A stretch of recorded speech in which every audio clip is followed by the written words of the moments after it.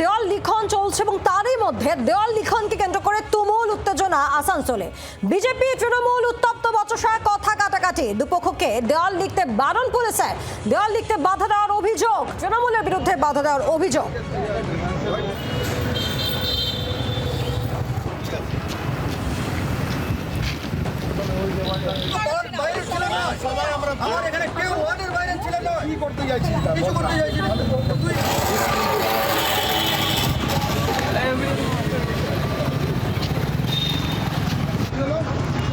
দেওয়াল লিখনকে ঘিরে উত্তেজনা আসানসোলে। বিজেপি তৃণমূল উত্তপ্ত বচসা কথা কাটাকাটি। কথা বলবো বাসুদেব, আমাদের সঙ্গে রয়েছেন টেলিফোনে প্রতিনিধি বাসুদেব। দেওয়াল লিখন তাকে কেন্দ্র করেও যুযুধান দুই শিবির।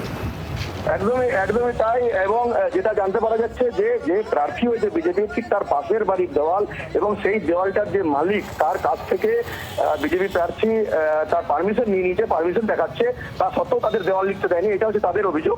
পাশাপাশি তৃণমূল কংগ্রেসের অভিযোগ যে তারা নাকি ওই দেওয়ালটা বরাবরই লিখে আসে, সমস্ত নির্বাচনে তারা দেওয়াল লিখে, তাই তারাও এবছর লিখবে। তাই তাদের তাদের নির্দিষ্ট দেওয়ালে বিজেপি লিখে একটা অশান্তির পরিবেশ তৈরি করছে। পাশে হীরাপুর থানা পুলিশ আছে, উভয় পক্ষকে দেওয়াল লিখতে বারণ করে দিয়ে গেছে ফসলা না হওয়া পর্যন্ত। ধন্যবাদ।